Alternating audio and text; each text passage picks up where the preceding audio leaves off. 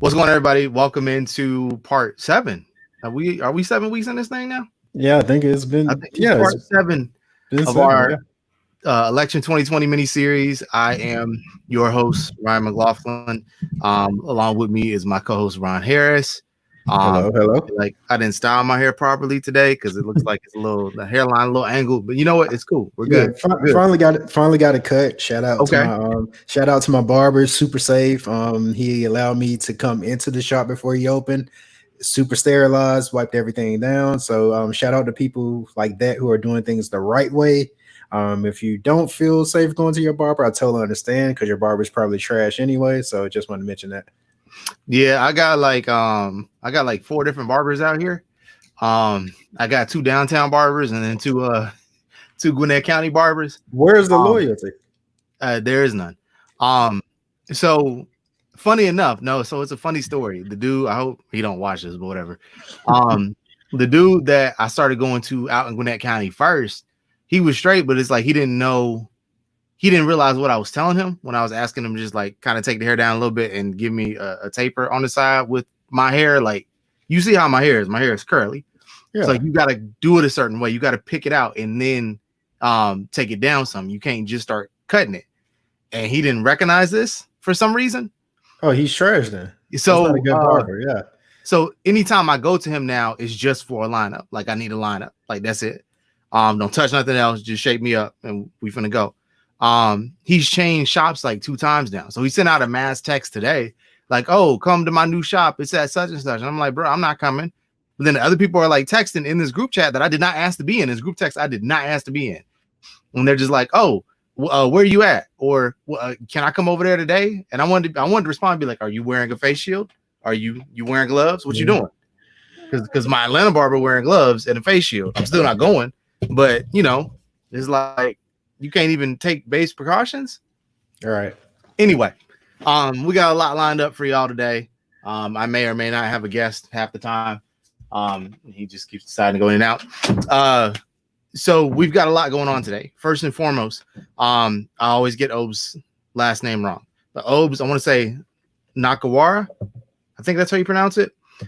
He is running for Harris County Department of Education. I want to say District 3. In Texas, Houston, Texas. He is going to join us here shortly. We're excited to have him. He's a good friend of the show, or really of Kids Wear Crowns in general. So we want to support him in his endeavors and talk to him about his mission and his goal. Yeah, say hi, man. Also on the docket today, the murderers of Rayshard Brooks have, or one of them has been charged, and the other one is going to play witness at trial. We're going to talk a little bit about that case. We are going to talk a little bit about Michael Bolton deciding he wanted to be a hero, I guess, or whatever you want to call it. And we're going to talk about Ross Smith's Iowa police reform bill. That is, of course, different from the one the Senate is trying to put together. This is one for the state of Iowa. I wanted to get Ty Rushing on to talk about it, but he is live tweeting a council meeting at this time. So, is Obes ready to go? Yeah, we got Obes ready to go, Al. We got Obes ready to go. Go ahead, pull Obes in. What's happening? Obes, what's going on, man? Tell me how bad I butchered your last name. Pretty bad. Give it to me straight. Is it Nwabara? So there's the pronunciation that's like the actual like Nigerian pronunciation, and then there's the one I tell when I meet them when I'm out. So my full name is Obes Nwabara Jr. But if you see me out in these Harris County streets, Obes Nwabara is just fine. Okay. So I want to make sure we call you by your real name, your actual name, or whatever name you so choose. So Obes is great. I apologize for that. No problem. Obes, you're running for Harris County Department of Education District 3, correct? No, it's actually it's Harris County Department of Education Board Trustee Seat 7, which is an at-large seat. So actually would have been a lot easier if I was just running for Seat 3, because that is actually a district seat, whereas Seat 7 is for the entirety of Harris County, which is the 3rd largest county in all of the United States. So from about October, November-ish of last year, up until Super Tuesday, which was March 3rd of this year, I was running around all over Harris County, not just Houston, but like, I know how familiar you guys are with the Houston area, but I was up in near Humble, which is out near the airport, which is about 45 minutes from my apartment here, near downtown Houston, all the way down to about Pasadena, which is another 30 minutes south of my apartment, and then everywhere in between. And even out, my parents live out, at the time they live in Fulshire, which is about 15 minutes away from like the furthest part west of Harris County. I had a big meet and greet out there. Somebody was like, "Oh yeah, like they live out in Katy." I'm like, "Isn't that in Fort Bend County?" Like, no, they're in the Harris County part. I'm like, "What?"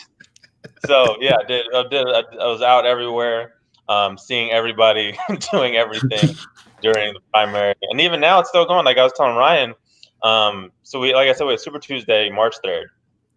And through a bunch of just crazy circumstances, it is still not settled who is going to be the Democratic nominee for November. That will be determined in August 15th, actually my youngest brother's birthday, by the precinct chairs of Harris County. So there's about 300 or so Democratic precinct chairs in Harris County. They will get together, probably via a virtual vote, and they will determine who will be the Democratic nominee for this seat 7. All right, so tell us a little bit about your platform. You've been a strong advocate for the call to defund the police. You are wanting to focus, or you want to kind of shift the focus on that to public education funding. How do you think those two coincide? Where do those two intersect? So Sonia mentioned that the ACLU just put out a graphic that's gone viral in recent days. You might have seen.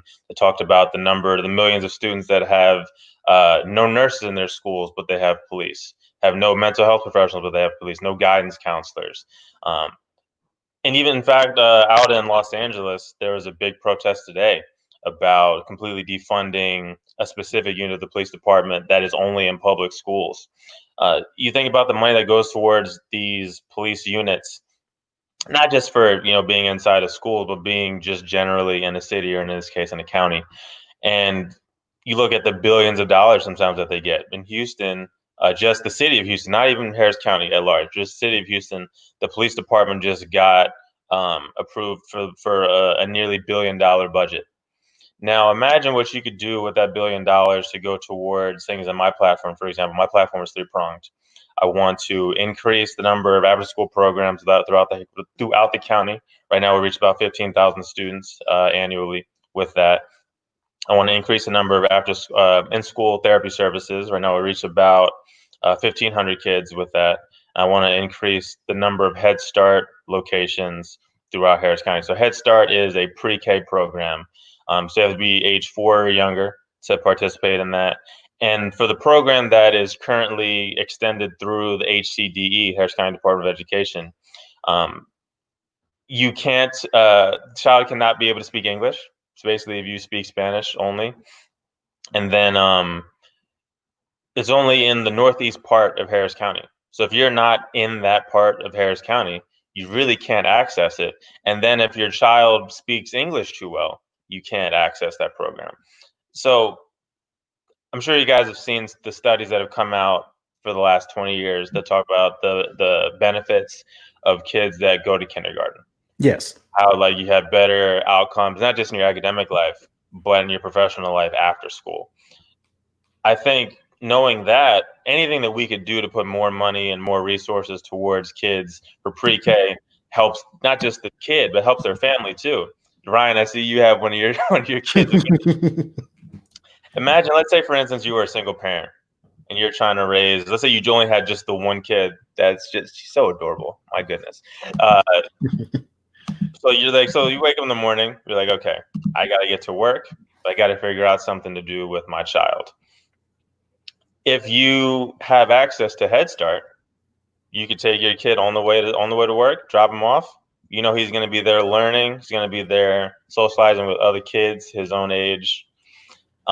He's going to be fed during the day. And he's going to be safe. You go to work, you don't have to worry about what's happening with him. You leave the work day, you pick him up. Everything is good, not just for you, but for your child as well. For the parents that don't have access to Head Start currently, what they're having to do is, whether it's relying on other family members, having to pay for expensive daycare, or in some cases, maybe you're lucky your workplace offers daycare on site. But for a lot of people, it's like, okay, I'm the man. I'm going to go to work.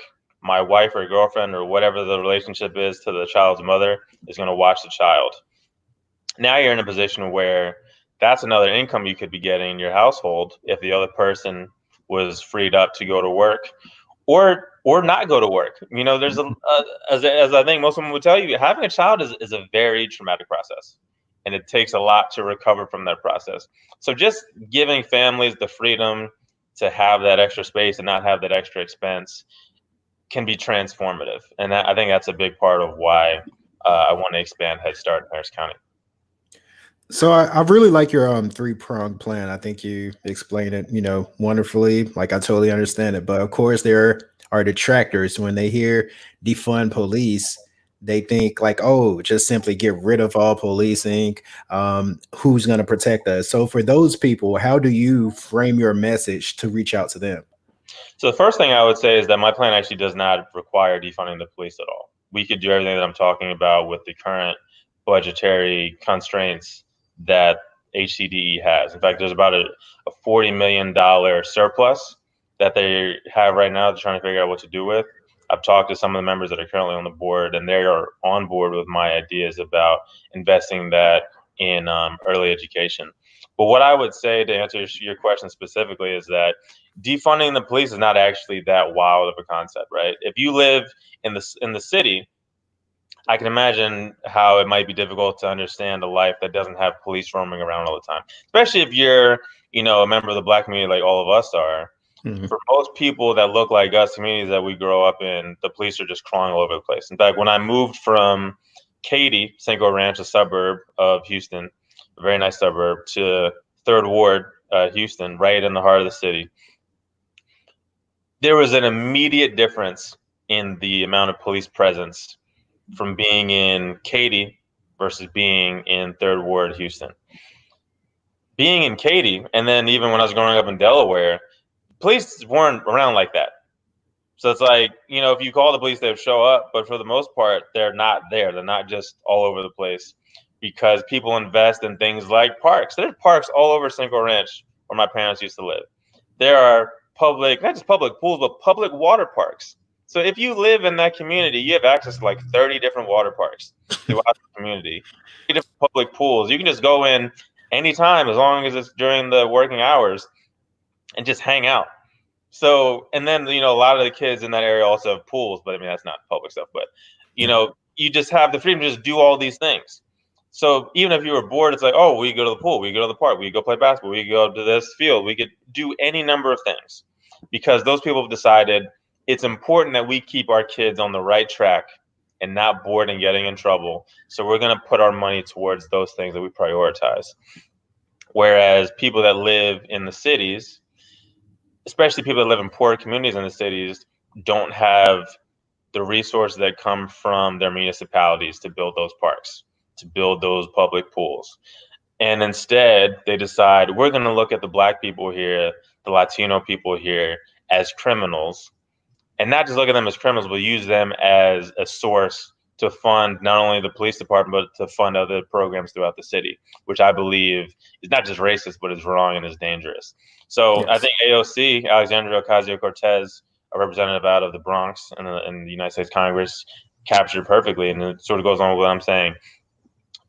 Defunding the police looks like a suburb where we prioritize educating and developing our youth rather than criminalizing them. I think that's great, and you summed it up perfectly. So let's talk a bit about your background. So what led you to this point? Like, what made you decide, like, hey, this is something I want to do. This is something I feel like I've been called to do. So just talk about your background and what led to you basically throwing your hat in the ring for this position. So it's about paying it forward. So I told the story a bunch of times throughout the primary, but I'll tell you all now. So on my dad's side, both of my grandparents were college professors.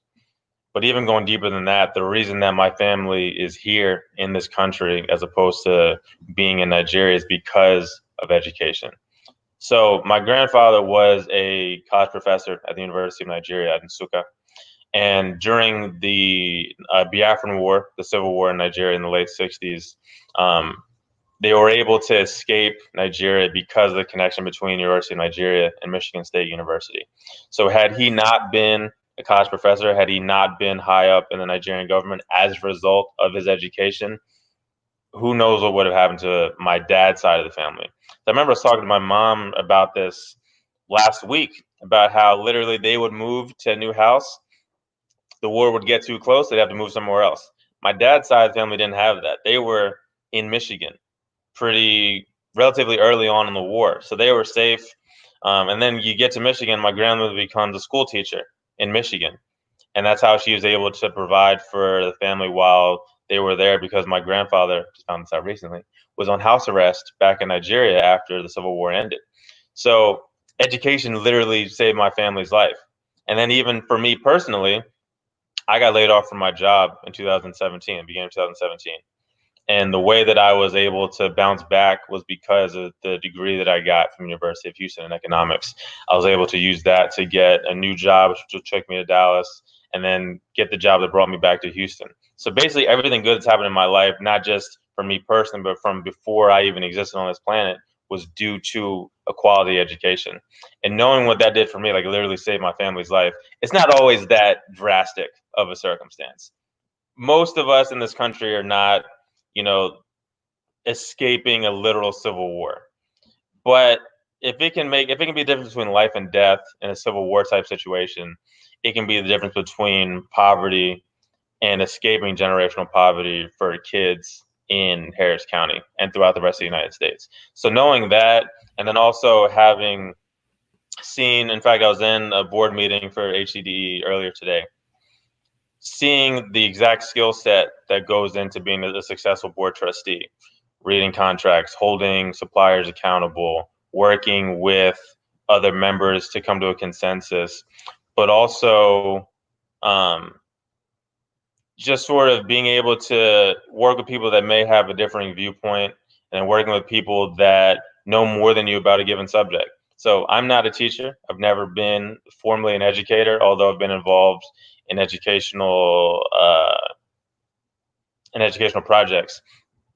But even if I had been a teacher, my experience as a teacher would only go so far in terms of things that I had experienced as a teacher, as an administrator. So if unless we were going to be changing things specifically at the school that I taught at, that I worked at, I'm going to need to lean on the teachers and the administrators in the different classrooms, schools, and school districts. There's about 25 school districts throughout Harris County, to find out what their specific needs are and to be able to speak to those needs. So I think my experience working as a consultant and working in supply chain and contracting is really what gives me, the edge or an advantage to be able to sort of hit the ground running in this role.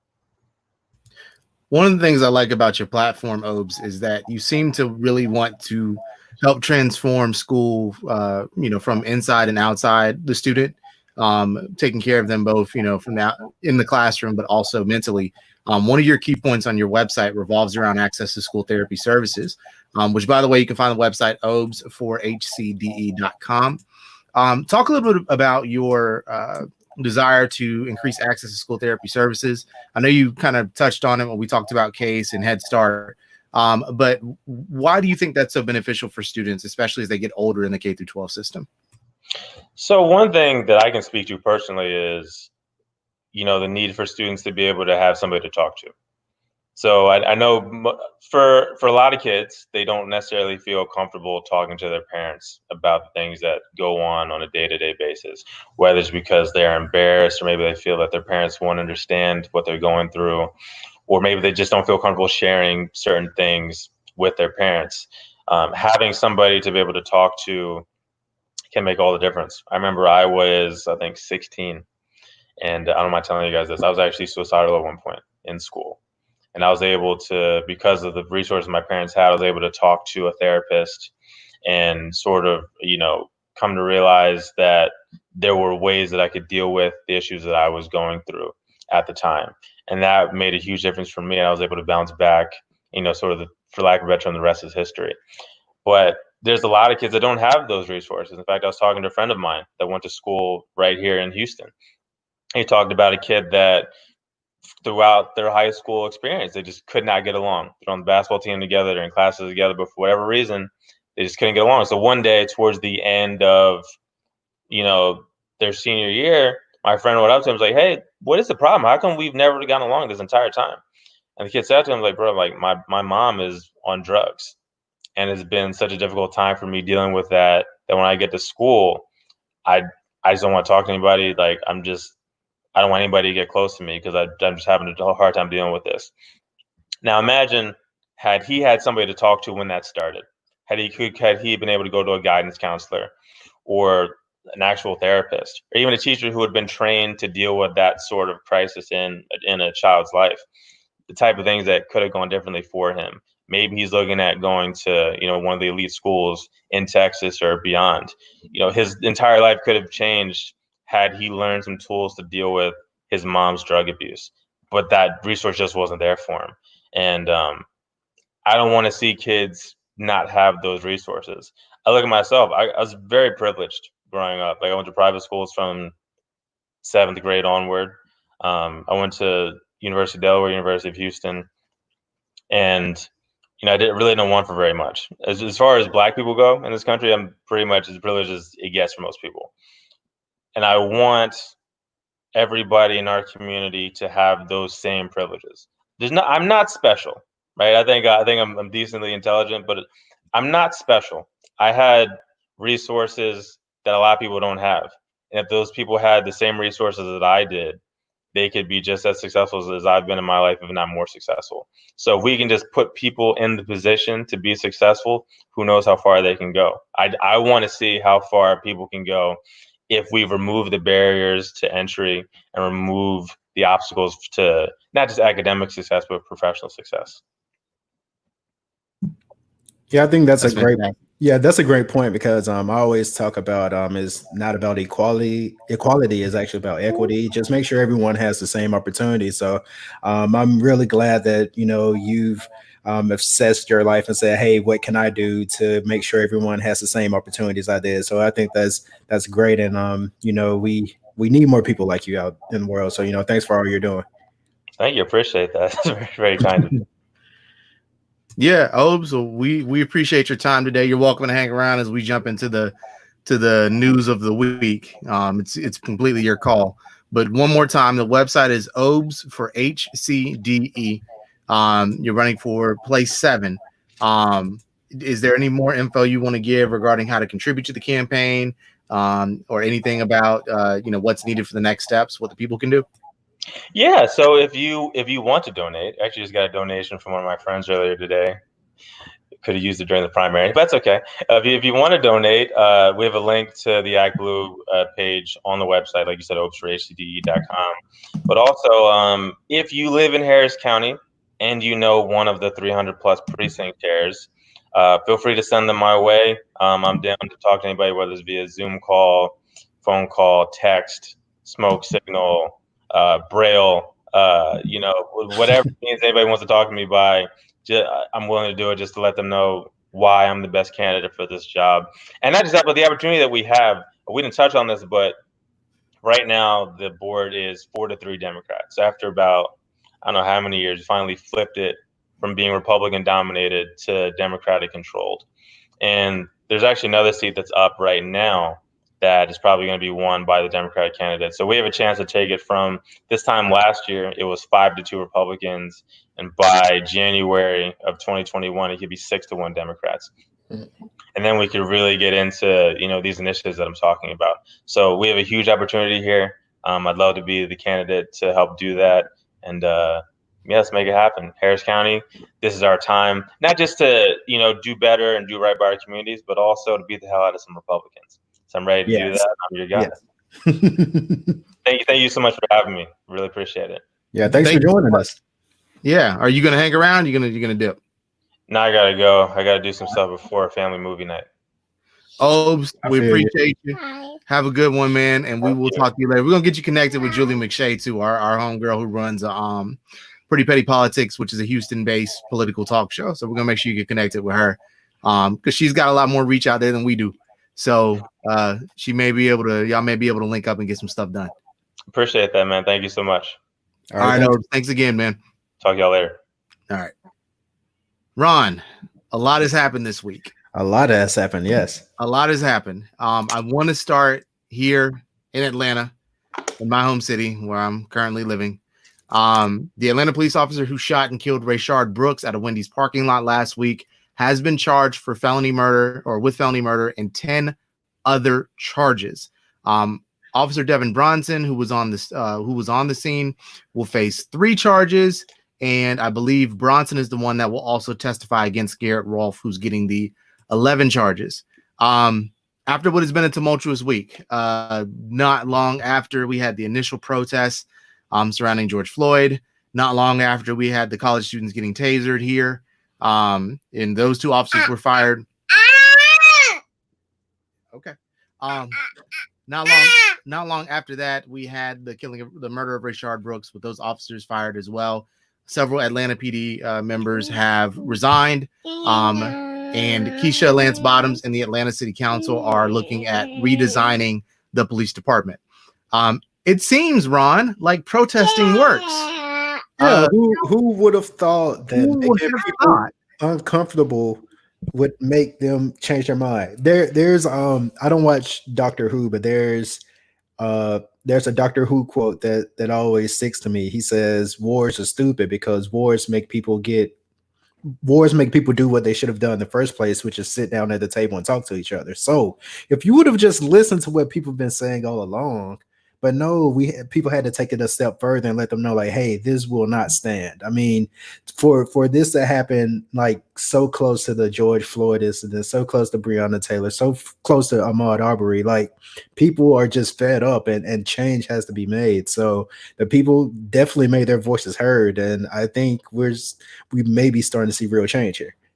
Yeah, I mean, as I mentioned, the Atlanta City Council and Mayor Keisha Lance Bottoms are trying to put together a plan on how to reshape and redesign. I don't know if you got a chance to listen to the Atlanta City Council kind of live town hall they sort of did the other day, but a lot of those council members were just fed up, and I'm thankful that they used their voice to speak up. That apparently this has been something they've been saying behind the scenes since, even before Keisha with Kasim and, all the mayors prior. But now we're starting to get some movement.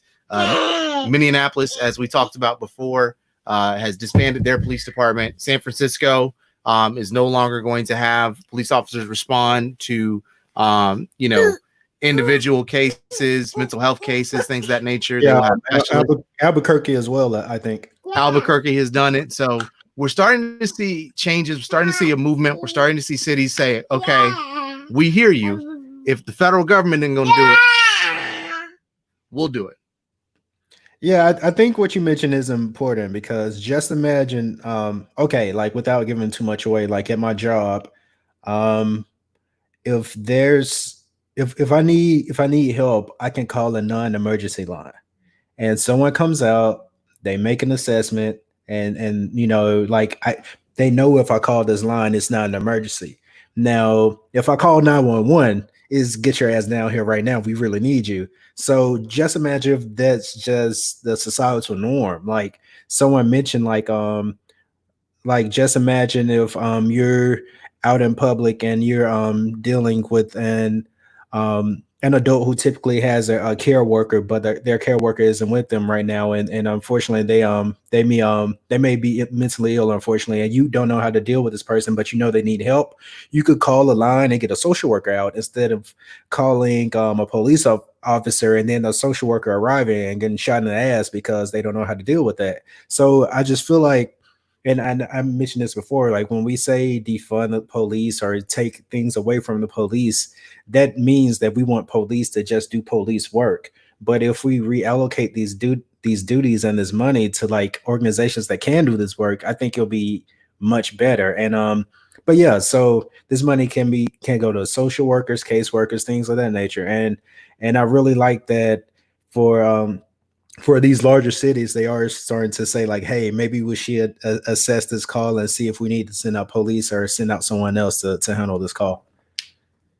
Yeah, and it's a great first step, right? Because we know that the bill that Tim Scott has introduced does next to nothing. We know that what Republicans are wanting to do is basically next to nothing. So if we have a large number of cities who come out and say, we're going to try this thing here, it's more than just Camden, Missouri. It's more than just, Camden, New Jersey. It's more than Ferguson, Missouri. It's Atlanta. It's Minneapolis. It's Albuquerque. These are cities that register. These are cities that people know, especially Atlanta. If they can come in and do this right, there's a blueprint. So if we're able to showcase in Atlanta that we can do this, we can take funding away from this police department. We can focus these services elsewhere. It goes back to what Obes was saying. In schools, for a mental health issue, you don't need a police officer there. You need a therapist. You need somebody who can help assess and deal with that situation. And I've found that when people have been so publicly against the defund the police because of the way it sounds or whatever, that when talking to somebody, when you essentially tell them that, well, hey, even if you support the Institute of Policing, you would agree that they do too much anyway, right? Like a lot of the people that are so pro-police, Blue Lives Matter, thing. You can't say like, oh, they're so overworked, but at the same time say, hey, maybe we should take some of these duties away. Like for instance, like you mentioned, like there's no reason why a school resource officer should have to deal with certain things that they deal with. There should be a specific person on the staff to deal with that. So yeah, so if you can't say they do too much, yet not want to take away some of those duties that take away from their policing. Right. You can have an SRO who is simply outside. Exactly. And something happens inside. All right, call them in. Here you go. But your SRO can just be out there outside. Make sure nobody who isn't supposed to be there comes up. That's their job. And I say that you got to be careful about that, because how many kids they don't stop, they don't think go there. But that's a whole other question. We can cross that bridge when we deal with it. But if you have a therapist that can see each student, right? Or two therapists that can see each student, and you have a plan, you put a pattern in place to where they can see them biweekly or monthly or something to where they can work with the child as needed. If you put other resources in there that students need in terms of, putting that money towards having a food bank or having being able to have breakfast and lunch for these students and after school dinner for the students that are coming from homes where they're not getting adequate nutrition. If you can put all these things in place, you can stop a lot of this stuff before it happens. Think about how many of these, school shooters we've seen who've been a result of bullying, right? And I'm not saying that what they did was in any way justifiable because they were dealing with whatever issue. But if you could have intervened with that student early on, if you could have had them sit down with somebody and talk through their issues early on, maybe you cut half of these things in half. We don't know for sure, but what we're doing isn't working. So we've got to try something new. Yeah. And that's the conversation that we need to have. Like, as it stands currently, is not working. So where do we go now? And like I said, I don't have the perfect solution, nor do you. Nobody does. But we have to first admit that, hey, things as it stands is not working. And you mentioned Tim Scott, and I want to point that out too, because a lot of these police reform bills you're going to see, or proposals you're going to see, are going to say like, okay, well, cops can't use chokeholds anymore. Well, let's take that away. Okay, but that doesn't solve the problem. We have to get to the root of the problem. Like, it doesn't matter if you take away like a certain gesture or a certain thing they can't do. Like, we have to address why they thought that was okay in the first place. Because if you take that away, they'll just use another form of force. So we have to really get to the root of the problem and say like, okay, policing in this nation as it stands isn't working. So what do we do now? Yeah, I'm in agreement 100%. Another thing to point out here, as you talked about that, it kind of jumped in my mind. But other countries, you have to have years of training before you can be a police officer. You can't do a 13-week program and be ready to go. We take more time training members of the armed forces than we do police officers, and then we dress our police officers up like members of the armed forces. So, if we're going to do this, if we're going to, number one, the first step should be defunding. But number two, and as I've mentioned time and time again on here before, and I'm going to mention it until we get to the election and then some, we need to have a national investigation conducted by the Department of Justice It has to happen. You have to go through every single department. You need to find civil rights violations, whether done against members of the African American community, Hispanic community, any communities of color, any LGBTQ plus communities, any violations that are there. That officer needs to be immediately fired. Plain and simple. If there are so many violations, police chiefs need to be forced to step down. We need to end qualified immunity. We need to do all of these things, and then we need to say, okay, now, if you are a police officer, in order to maintain your job, you're going to have to go through an extended training service where it's 2-3 years. You need to have a bachelor's degree or an associate's degree that is formed around not just criminal justice, but history, empathy, African-American studies, women's studies, equality studies. You need to learn these things in order to be awarded or receive the degree necessary in order to be a police officer. If you want to do it to where, you have some kind of, I don't know how you conduct a screening before somebody can enter the program, but and then the city or the state offers the funds to pay for it. Fine. That way you don't put a paywall up, but whatever is necessary, we have to change the training that's done, because 13 weeks ain't it. 8 weeks ain't it. That's not enough to then turn around and say, here's your military gear, here's your gun, go get them, big boy. It's not working. And so a complete reform is necessary, and defunding is also necessary. Yes.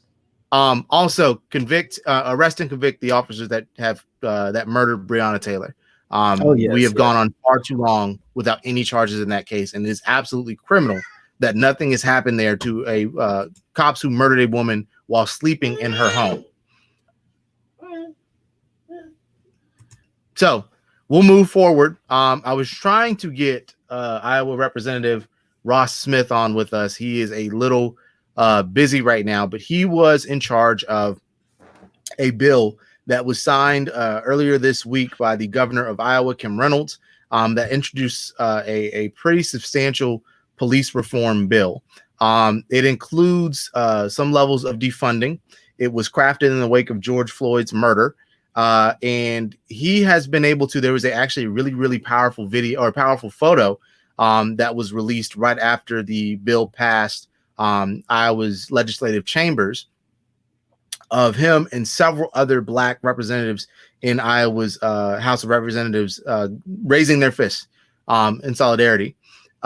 So this is actually, I'm trying to make sure I can find the meat and potatoes of the bill. It's listed online. It's House File 2647. But this is the building blocks of a police reform bill that is one of probably the most robust that we have seen so far in terms of defunding, de-escalation tactics, penalties for officers who who use deadly force, a complete ban of chokeholds. Of course, that only goes so far. We talked about. But here's what's so crazy though. Like, we're calling this a robust and radical bill, but it's saying that, like, for instance, if I'm a police in Hoover and I'm fired, I can't go get a job in Pelham. That's a radical idea in America. That is, I was the one that does it. Iowa does it. Like that in itself, like for instance, like if you had 17 infractions on your job, you were likely to be fired and no one else would want to touch you. But in America, it is a radical idea to say, like, hey, this bad cop shouldn't be rehired. Like, that is radical. Like, that's where we are with this right now.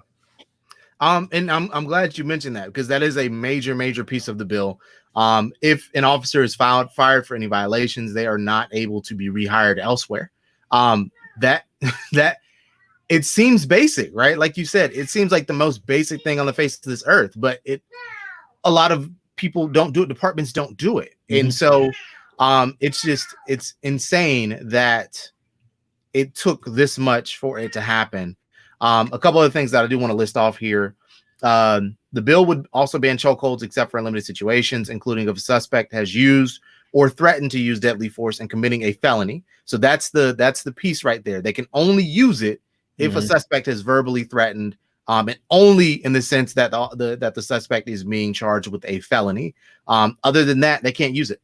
They can't use deadly force at all. And they can very important.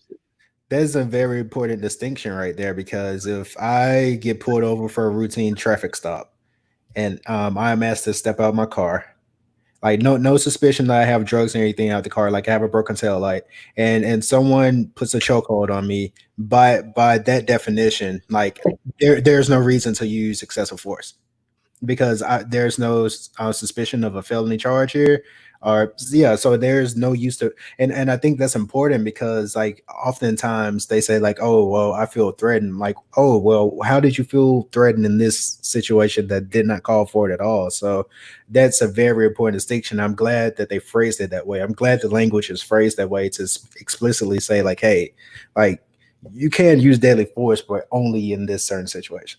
Absolutely. Excuse me, excessive force. Excuse me. Right. No, I know what you meant. Absolutely. So, all right, moving onward. Former Trump administration official, oh gosh, I can't speak. Official Michael Bolton is releasing a tell-all book. He is advocating, or he is saying, and this news just dropped today. It's actually pretty serious. Not Michael Bolton, John Bolton. Michael Bolton is the same. Yeah, because I was going to say, you clearly haven't seen Office Space. No, I haven't. Your name is Michael, like Michael Bolton? Yeah. So John Bolton has actually stated that Trump called on President Xi of China to assist him with re-election. Funny enough, Matt Rogers, who we had on last week, went and dug up the video of Trump on the White House lawn saying that, you know, President Xi should look into investigating Joe Biden, which lines up with the timeline of what Bolton is saying here. So on a scale of 1 to 0, how surprised are you that Trump is soliciting international help once again for an election? And what do you think happens here? Because he's already, his poll numbers are slipping. And it's so bad that his own administration officials are not allowed to tell him how bad it is. He asserts or assumes that the poll numbers are lies. He hired a poll firm to prove that the polls were lying, and even they could only barely soften the gap. Instead of it being a 14-point gap, I think they came up with like 9 or something like that. So Ron, do you think now that stuff is actually starting to stick to Trump that this sticks to, or does this kind of get buried in the news cycle? Okay, I actually have a pretty positive take, but from a cynic's point of view, because like I said, I'm a pessimist by nature. So like on the episode with Matt, I said we have to watch out for interference both abroad and domestic. What if the interference abroad, like people are starting to say like, okay, maybe we don't have use for this guy anymore. Maybe this isn't the guy anymore. So we don't have to worry about that. And then here domestically, like people are looking at this like, okay, it's something new every week with this guy. And like I said, I think those middle of the fence people are starting to say like, okay, like I can't support this guy anymore. So I think it's reached a point where, okay, we used to get hit with like the deluge of Trump news like every week, like it'd be something new. But now it's like, because we are in this state where we're pretty much idle and passive, like we can actually sit with the news a little longer. So basically what I'm saying is the news hits harder every time something new comes out about this guy. Like I'm starting to see like more people react to his stupid sound bites, or like, and by the way, people that will flat out say like, hey, I once supported this guy. So I am slightly optimistic that, hey, I think people are starting to catch on with the grave mistake they made by voting for this guy. But we'll just have to see. But like I said, I'm starting to get more and more optimistic. Yeah, I'm with you because it's kind of twofold, right? Because it's you see people say like, oh, you know, I voted for this guy and I can't support him anymore. And on one end, it's like, all right, good, I'm glad you came around. But on the other end, it's like, why were you coming up to vote for him in the first place? Exactly. Like, what did you expect, right? Like, the man was 70 years old. He showed you who he was. He wasn't gonna rise to the occasion like you thought he would. It just kind of says a lot about this country that people looked at him and saw potential. But they looked at Hillary and they saw, I don't, you know what I'm saying? Like, I'm not really sure how to state that, because one of them was clearly more experienced and ready for the job, and the other one clearly was not. Like, it wasn't even oh, well, maybe he steps in. It was very clear to me and to a lot of people that he wasn't ever going to be ready. So it just blows my mind now that it took all of this. It took all of this for him to only be down 14 points.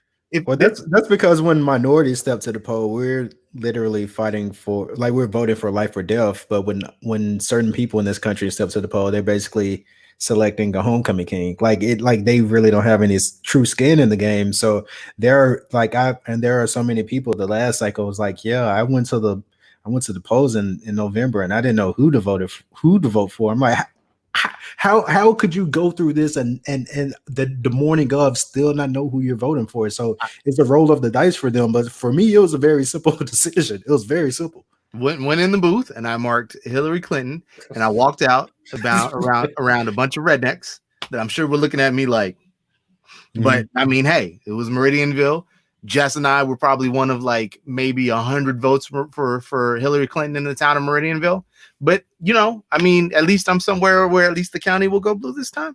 But, you know, it's like you said, how are you just making this decision when you're at the polls? How are you just, and I understand that you and I follow things a little bit more than a lot of people usually do. And that's kind of the problem. Right. Is that not enough people really pay attention and focus on these things. And a lot of it, as I've mentioned a bunch of times before, is part of the GOP strategy, right? Like if they can dampen support, if they can dampen enthusiasm for politics and make it just seem like everybody is corrupt, everybody is just trying to get more money and nobody is for you, then they have the advantage because an unenthusiastic voter is good for them. One more thing I want to touch on. State of Virginia, we talked about last week, instituted a statewide holiday for, and it was more of, of a measure and more, announcement and gesture. But Illinois has now followed suit. The state of Illinois has released, or via the governor has signed an executive order making voting day a statewide holiday. So that is actually fantastic news. I think it's Pritzker is how you pronounce the governor's name. But he also expanded vote by mail while doing this. So Illinois was already going to be a blue state. Like that wasn't even going to be close. So, but I mean, it's good for voter protections, right? Like it's fantastic that we're actually getting this in yet another state, right? So, Ron, how do you feel? I mean, does that make you happy all inside and everything, or does it really not move the needle for you? I mean, it's a good thing, but like you said, it's happening in places that, I think Virginia is starting to, turn a little bit. I mean, they do have Ralph Northam and they do have the, he slips my mind, but the black lieutenant governor who's also a Democrat. So things are starting to change there. But in the most part, like the states that have been doing right will continue to do right. But I do think that I'm glad these states are saying like, hey, this can totally work. Why aren't we even considering this, especially now? So I'm glad that they are leading the charge, and hopefully more states follow suit. Because yeah, like and it just hit me the other day because I was like reading something about the people who still haven't received their stimulus money being shipped, basically prepaid debit cards. And I'm like, okay, I was like, okay, so you can send out a prepaid debit card loaded with cash in the mail, but you don't want to send out a ballot. Okay, sure, all right, whatever. So we can totally do this. So like I said, I'm glad states are starting to take the initiative to say like, hey, we want to make sure everyone has a right to vote. Everyone who can vote does vote. So let's make this easier for our citizens. Absolutely. Well, Ron, that's about all of our content for today. It's been an interesting week. Hopefully, as these protests continue, New York has been protesting for 20 days straight now, which is fantastic. Crowds are still huge up there. There have been several protests here in the Atlanta metro area the last 3 weeks. So let's hope this momentum keeps going. People are paying attention. The country's viewpoint is changing. So things are happening. It's good. It's almost as if, like we said, protesting works. Funny enough. Like, who would have thought, a nation built on protests, returning back to protests, that things are getting done? Who would have thought? Never would have guessed. That's our show for today. Follow us on Twitter at the KWC blog. If you haven't already, subscribe to our podcast. on Apple and Spotify and Radio Public. Search for Don't Call This a Podcast. If you have trouble finding it, just go to our website, thekidswearcrowns.com. You can follow Ron on Twitter at the KWC blog. You can follow myself at Ryan, RHINE KWC. RIP to the Eagle Eye 1906 tag on there. It's officially gone. I don't know, man. It's been almost 30 days. So I think after the 30-day mark, if it's not back, I'm pretty sure it's gone. So we'll see. Arrest and convict the officers that murdered Breonna Taylor. Of course, Black Lives Matter. And that includes everybody. So all of you all that are being dunderheads is the only way I could put it. That aren't including Black women in this movement, aren't including trans Black people, LGBT community members. If you're not including them, so I'm glad you mentioned that soapbox moment, Ryan. Please. I'm no revolutionary or anything. I consider myself a pretty progressive and forward-thinking guy. So for me, the liberation of my people can't come until all my people are liberated. All my people, every single last one. So you can't say like, oh, okay, because he's gay or she's trans. Like, no, because basically the same arguments that you're using as to why they shouldn't have rights are the same arguments that people are using against us. So we can't have liberation for our people until all of our people are liberated. So just keep that in mind. Please keep that in mind, because they don't care that you're a Black man or, whatever. They don't care. Like it doesn't matter what you do. It doesn't matter what you say until we are free, until there's true liberation, until we can end the institution of policing as it currently stands now, until we can transform the way that public services are utilized or underutilized to serve Black people, in terms of until we can disband and end the private prison system. It doesn't matter if you're Black male, straight, gay, trans, whatever, you're still Black. And so they don't care. Those who don't see your humanity don't see your humanity regardless. Okay, so let's stop excluding women. Let's stop excluding the members of the LGBTQ community. Challenge yourself. Read those things that are uncomfortable to you. No Name has an incredible book club that you should check out. We're not going to get into the J. Cole thing right now because I don't care, and he was out of pocket for doing it. But follow these things, man. Challenge yourself. As men, as Black men, we have a privilege that women and other members of the Black community just simply don't have. So we need to use that to our advantage to help our community, and then we also need to dismantle that privilege so that other people can be part of the movement as well, so that they can feel included. Because guess who's doing the legwork on this? Guess who's doing the labor on this? Guess who saved us in the 2018 special election where Doug Jones got elected? It's Black women, members of the LGBTQ community, it's all of them. So they have to be included in this, and we have to be there for them as they are for us. But I'm putting the soapbox away now. I think that's it, man. Perfect way to end. We're out. We'll see y'all next week. Take care. Subscribe to us on the YouTube channel. Thanks, Obes, for hanging with us. Yeah, shout out to Obes, man. Good guy. All right, y'all. Take it easy. See you next week. Peace.